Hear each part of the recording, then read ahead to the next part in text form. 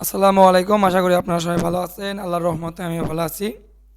এই ভিডিওর মাধ্যমে আমি দেখাবো একটা logo same to same trace করব কিভাবে। তো এখানে একটা লোগো আছে। তো এই লোগোটার এই যে টেক্সটগুলো এগুলো অনলাইন থেকে খুঁজে বের করা যায়। কোন ফন্ট ইউজ করে লেখাগুলো লেখা আছে এগুলো খুঁজে বের করা যায়। তো এই ফন্টগুলো কিভাবে খুঁজে বের করবেন অলরেডি এই রিলেটেড আমার 3-4টা ভিডিও দেওয়া আছে আমার চ্যানেলে। 3-4টা ওয়ে আমি শেয়ার করছি আপনাদের সাথে। ওগুলো যদি দেখেন তাহলে ফন্ট খুঁজে বের করা যেই প্রবলেমটা এটা আর থাকবে না, প্রবলেমটা সলিউশন হয়ে যাবে ইনশাল্লাহ। আমি ওই ভিডিওর লিঙ্কগুলো ডিসক্রিপশন বক্সে দিয়ে দিব অথবা উপরে আই বাটনে দেখতে পাবেন। সো আমি যেটা করব যে একটু আগে আমি এটা একটু এক্সপ্লেন করে নেই যে ব্যাপারটা কীভাবে ঘটে। তো এইরকম একটা লোগো আমার কাছে আছে। এখন এই লোগোটা আমরা হুবহুব কেন করতেছি, কারণ হয়তো বা এই লোগোটা প্রিন্ট করা হতে পারে অথবা এই লোগোটাকে নিয়ে বিজনেস কার্ড, ফ্লায়ার, ব্রুশিওর এই ধরনের কোনো ডিজাইন ইউজ করা লাগতে পারে। ঠিক সেই কারণে কিন্তু এটার ভেক্টর ফাইল যেটা এইটা কিন্তু লাগবে অবশ্যই। যদি ইমেজ ফরম্যাট হয় তাহলে কিন্তু হবে না। তো আমাদের অবশ্যই ভেক্টর ফরম্যাটটা লাগবে। ভেক্টর ফরম্যাট হইলে প্রিন্ট করার জন্য সুবিধা হয়। তবে বিজনেস কার্ড অনেক ছোট্ট জিনিস, ওখানে কিন্তু ইমেজ আকারেও যদি ইউজ করা হয় নষ্ট কোনো প্রবলেম না। তবে ক্লায়েন্ট যখন একটা লগো এরকম দেয় দিয়ে বলে যে এটাকে ট্রেসিং করে দাও, তো তার যে শুরুর দিকের যে মানে চাওয়াটা থাকে সেটা হচ্ছে যে এটা সে পুরোপুরি ভেক্টর চায়। এটার কালার হুব একদম সেম টু সেম রাখতে হয়। এদিক ওদিক একটু হইতে পারে, 19-20 হইতে পারে, প্রবলেম না। তবে খুব বেশি পরিবর্তন করা যাবে না। এই যেখানে গ্রেডিয়েন্ট আছে 100% গ্রেডিয়েন্ট যেটা এটা তো রিড করা পসিবল না বা ট্রেস করা পসিবল না, একটু ওইদিক ওদিক হয়ে যাইতে পারে। তবে খেয়াল রাখতে হবে যাতে 99% সঠিক হয়, 90% সঠিক হয় এমন একটা ভাব যাতে থাকে লগোতে বা যেটাই কপি করতেছেন সেইটাতে। এখন চলে আসি যে এটা কীভাবে ট্রেসিং করব। ট্রেসিং করার জন্য বা লগো ট্রেস করার জন্য কিন্তু ইলাস্ট্রেটর ইউজ করা হয় থাকে। পেন টুলের মাধ্যমে আমরা ট্রেস করে থাকি। তো এই কাজটা আমি করব। ফাইল আগে অবশ্যই একটা কী করে নিতে হবে, একটা আর্ট বোর্ড লাগবে, যে আর্ট বোর্ডে কাজটা করা হবে। এই আর্ট বোর্ডটা নেওয়ার জন্য ফাইল থেকে নিউ বলে রাখা ভালো যে আর্ট বোর্ডে যে কোনো সাইজ হতে পারে, তবে লগোর যেই সাইজটা হয় তাকে নর্মালি স্কোয়ার সাইজে নিলে ভালো হয়। হয়তো বা দেখা যায় যে লগোটা যদি কোনো কোম্পানির বা ফেসবুকের, যদি ফেসবুক, ইউটিউব বা সোশ্যাল যে প্ল্যাটফর্মগুলো আছে এগুলো যদি প্রোফাইল হিসেবে লগো দেওয়া হয় তাহলে কিন্তু অবশ্যই স্কোয়ার সাইজটাই দরকার হয়। তো এই জন্য আমি যেটা করি আমার কাজের জন্য আমি এটাকে প্রিন্ট ফরম্যাটে রাখি এবং এটাকে আমি অবশ্যই পিক্সেল করে এখানে 1080 দিয়ে দিই। 1080 হাইট 1080 উইথ 1080 দিয়ে ক্রিয়েট।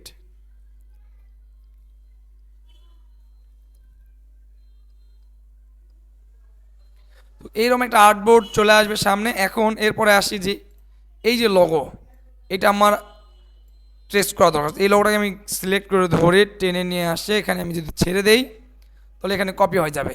ওকে, এই জিনিসটা অনেকেই ভুল করে। আমি আমার স্টুডেন্টের ক্ষেত্রে দেখেছি যে তারা ছোটো ছোটো বিষয়গুলো আসলে প্রবলেম হওয়ার দোষের কিছু না, তবে এগুলোকে সলিউশন করে নিতে হবে অবশ্যই। তো এই যে বুখারি গ্রুপ যে লগোটা আছে এইটাকে আমি ধরলাম, মানে সিলেক্ট করলাম। সিলেক্ট করার পর আমি এই যে টেনে নিয়ে আসতেছি, এটাকে বলা হয় ড্রাগ অ্যান্ড ড্রপ। তো আমি টেনে নিয়ে আসে আমি ইলাস্ট্রেটর এখানে আসলাম। অনেকেই ভুল করে ইলাস্ট্রেটরের এই AI লেখা যে আইকন বা লগোটা এটাতে ছেড়ে দেয়। আসলে এটাতে ছেড়ে দিলে কিন্তু কপি হবে না, আমার অবশ্যই এই জায়গাটাতে আনতে হবে। এই যে সাদা জায়গাটা অথবা বাইরে কোথাও, মানে এই আর্টবোর্ডের ভিতরে, মানে এখানে না বা এখানে না, এগুলো তো আনা যাবে না। আমি অবশ্যই চেষ্টা করবো এর ভিতরে আনার জন্য।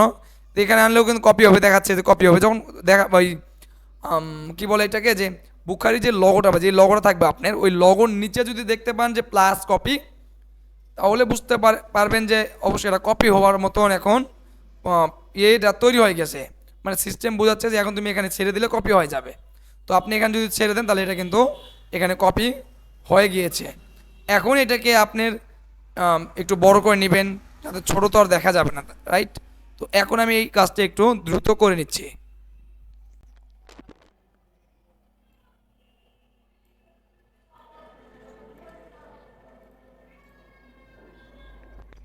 লগোটি বড় করা শেষ। বড় করলাম কেন, যে আমি যদি লগোটা ট্রেস করি তখন কী হবে, যে আমি জিনিসটা ভালোভাবে রিড করতে পাবো, দেখতে পাবো।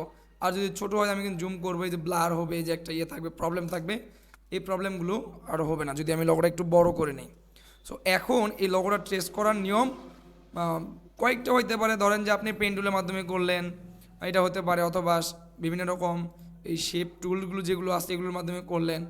যেটা মাধ্যমে হবে যে এই শেপটা এখানে যদি শেপগুলো আমি খেয়াল করে যদি দেখি একটু ভালো করে, যে প্রত্যেকটা শেপ কিন্তু আমি রেক্টেঙ্গুলার টুল এবং হচ্ছে ইলিপস টুলের মাধ্যমে এই দুইটা যেটা আছে এই দুইটা কিন্তু আমরা ইলিপস টুলের মাধ্যমে করতে পারবো খুব সহজে।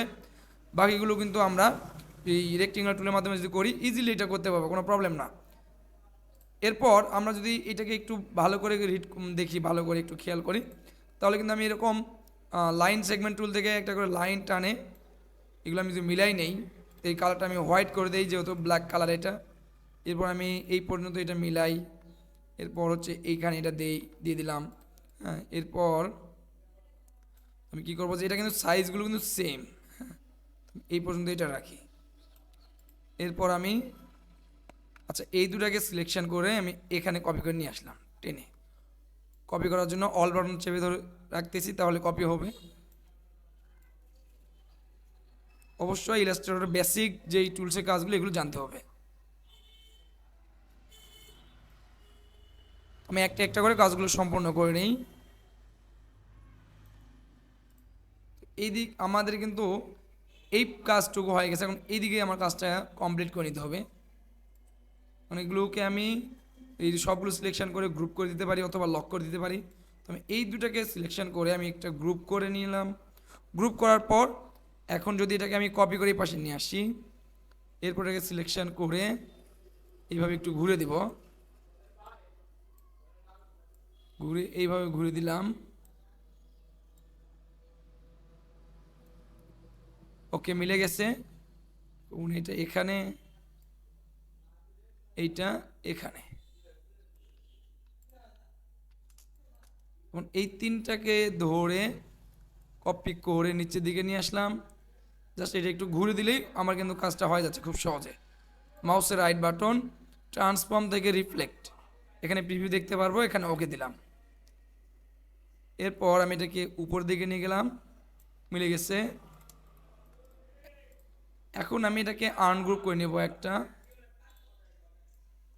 এটাকে আমি এখানে দিলাম এবং এই পাশে একটা কপি আনগ্রুপ করার পর এখান থেকে একটা কপি করে আমি এখানে এনে নিয়ে আসার পর মিলে দিলাম। এখন দেখেন এখানে মিলে গেছে। এখন শুধু আমার এতটুকু জায়গা বাকি, বাট এইটুকু জায়গা কিন্তু খুব বেশি ঝামেলা করার মতন কিছু না। ইজিলি এই ইলিপস টুল দিয়ে কিন্তু করা যাবে খুব সহজেই। এটা একটু প্রবলেম ছিল, এটা কিন্তু আমার ড্রয়িং করা হয়ে গেছে। এখন আমি লাইন সেগমেন্ট টুল দিয়ে নিয়ে নিয়েছি, সবগুলোকে সিলেকশন করার পর শেপবিলার টুল থেকে লাইভ পেইন্ট বাকেট টুল নিয়ে আমি এখানে সাদা কালার আছে, উপরে আমার সাদা কালার হতে হবে। আচ্ছা, এটা আমি যদি একটু সুন্দর করে বলি, এই উপরেরটাকে বলা হয় ফ্রন্ট, নিচেরটাকে বলা হয় ব্যাক। আবার আমরা যদি এখানে চিন্তা করি, উপরটা হচ্ছে ফিল কালার, নিচেরটা হচ্ছে স্ট্রোক কালার। তো আমি এখানে দেখতে পাচ্ছি যে শুধু আমার এটা কি আছে, স্ট্রোক আছে, বাট আমার লাগবে কি ফিল কালার। আমি শুধু এই সাদা যে কালার আছে এই পাশে এখানে একটা ক্লিক করে দিলাম, বাট এটা কিন্তু নিচে অ্যাপ্লাই হচ্ছে, আমি এখানে একটা ক্লিক করব উপরে, ঠিক আছে। এরপর আমি যদি না ক্লিক করি, তাহলে জাস্ট আমি এখানে যদি ক্লিক করি তাহলে এটা ঘুরে উপরে চলে যাবে। উপরে যাওয়ার পর এই কালারটা আমি করে দিব এমন একটা কালার, যে কালারটা আমি খুব সহজে দেখতে পাই। এটা এখানে যে কালারগুলো আছে এর থেকে আলাদা কালার দিতে হবে, তাহলে আমি আমি আঁকাচ্ছি বা কি পেইন্ট করতে সেটা দেখতে পাবো। আমি করে দিলাম ব্লু। কেন নিলাম ব্লু? আমার পুরো লগোর কালারটা হচ্ছে গোল্ডেন এবং যেই আমি লাইনগুলো নিয়েছি হোয়াইট, এবং ব্লুটা হচ্ছে তার থেকে ডিফারেন্ট, তাহলে আমি খুব সহজে বুঝতে পারবো। আমি এখন এখান থেকে শুরু করে এই পর্যন্ত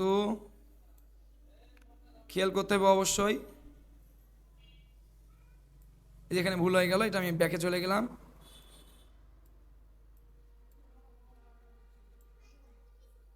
আমি একটা একটা করে ধরে ধরে কাজটা কমপ্লিট করে নিচ্ছি।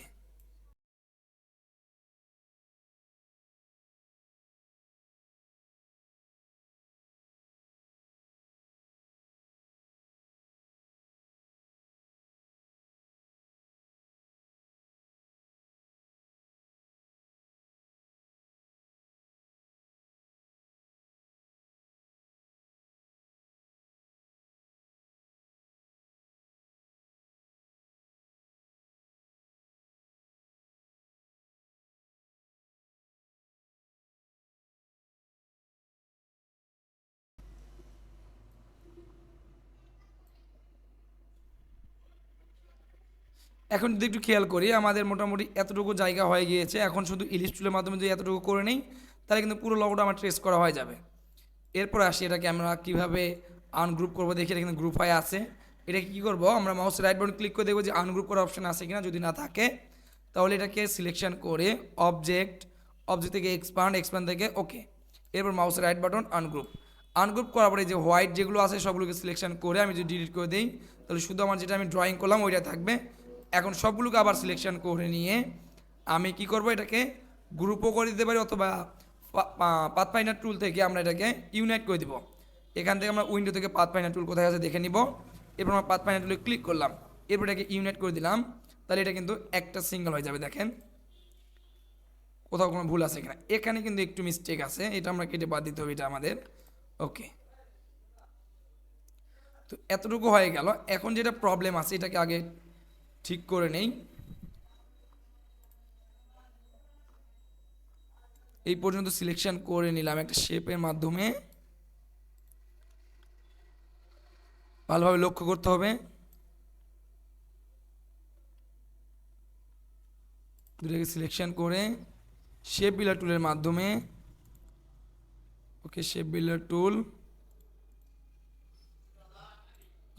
আমি খুঁজে পাচ্ছি না যে এখানে শেপ বিল্ডার টুল আছে। এখন এটাকে আমি এইভাবে কেটে দিলাম।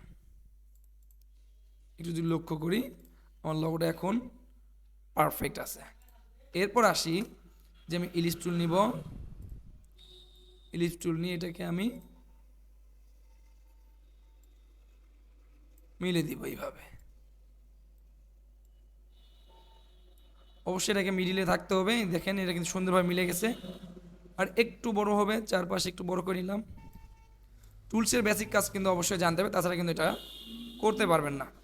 এরপর আসি এটাকে আমি দুইটা ওয়েতে এটা করা যায়। যেমন এটাকে আমি সিলেকশন করি, এটাকে আমি যদি স্ট্রক করে দেই এবং এটাকে আমি পিক্সেল আকারে বড় করে দেওয়ার পর এটাকে বড় করে এইভাবে মিলাই দিলাম। এইটা একটা ওয়ে। আচ্ছা, এটা দিয়ে আমরা এই কাজটা কমপ্লিট করি। এটাকে সিলেকশন করে Ctrl+C Ctrl+V, একবার কপি করলাম, একবার পেস্ট করলাম। যেখান থেকে কপি করলাম ওখানে পেস্ট করছি। আরেকটি চারপাশ দিকে বড় করে এটা পরের পার্টটা যেটা আছে ওটাকে মিলিয়ে দিলাম। এরপর আমি এটাকে ধরে সিলেকশন করার পর স্ট্রোক একটু কমিয়ে দিতে পারি, যেমন স্ট্রোকটা খুব বেশি হয়ে গিয়েছে। আচ্ছা, এপারে এটা যেটা আছে তো আমি একটু খেয়াল করবো যে দুটা কি সেম কিনা, থিকনেসটা কি সেম। এটা একটু মোটা বেশি, এটা চিকন আছে। তো আমি এইটাকে তাহলে সিলেকশন করে আমি করে দেবো কত, 8 করে দিলাম, আর এটা করে দেবো 10। দুটাকে সিলেকশন করলাম, অবজেক্ট এক্সপান্ড অ্যান্ড ওকে। এরপর আসি এটা দুটাকে আমি সবগুলো একসাথে সিলেকশন করে আমি এই পাশে সরিয়ে নিয়ে আসলাম। এরপর যদি খেয়াল করি এই চারপাশটা কী করা আছে, কেটে বাদ দেওয়া আছে। তো আমি অ্যাকুরেট সাইজ নিতে চাইলে লাইন সেগমেন্ট টুল থেকে এইভাবে লাইন একটা টানে নিব এখানে, এবং একটা কালার দিব অবশ্যই, তাছাড়া বোঝা যাবে না। লাইনে একটা কালার দিলাম, এই পাশে এখানে একটা, এই পর্যন্ত মিলে দিলাম।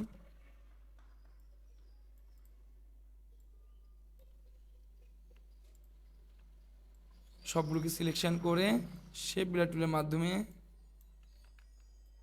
এটা ডিলিট করে দিলাম।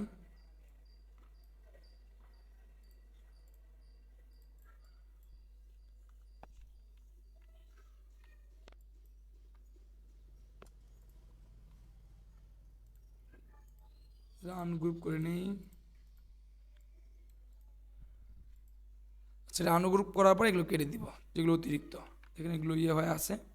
আবার মাউসের right button release compound path, এটা এখন সিঙ্গেল হয়ে গিয়েছে, এটা ডিলিট করে দেবো। এখন এই পাশে আরেকটু আছে, এখানে আছে, এখানে আছে, এগুলো ধরে ধরে ডিলিট করে দিতে হবে। আপনি এখানে যেটা আছে অতিরিক্ত দেখেন, এগুলো কিন্তু আমি আনগ্রুপ না করে ডিলিট করে দিতে পারি। ডিরেক্ট সিলেকশন টুল থেকে আমি এখানে সিলেকশন করলাম, ডিলিট। বাট প্রবলেমটা কী হলো যে আমি এখানে কিন্তু আর বাকি অংশটাও ডিলিট হয়ে গিয়েছে। এটাকে সিলেকশন করবো, মাউসের রাইট বাটন আনগ্রুপ, এরপর আমি আবার সিলেকশন করবো রিলিজ কম্পাউন্ড পাথে ক্লিক করে এগুলো আমি আনগ্রুপ করে নিলাম, বা রিলিজ কম্পাউন্ড পাথ করে নিলাম, যেটাই বলি আমরা আনগ্রুপ করলাম এক কথায়। আনগ্রুপ করবো, এগুলো কিন্তু আমার কাজ হয়ে গিয়েছে। এখন যদি আমি শুধু কালারটা ম্যাচিং করাই তাহলে কিন্তু আমার কাজটা পুরোপুরি কমপ্লিট হয়ে যাবে। তো অবশ্যই খেয়াল করে কাজটা করতে হবে। আমার কিন্তু এই আইকনটা শুধুমাত্র হয়ে গিয়েছে। এখন কিন্তু আমার এই যে টেক্সটগুলো আছে এগুলো আমার করতে হবে।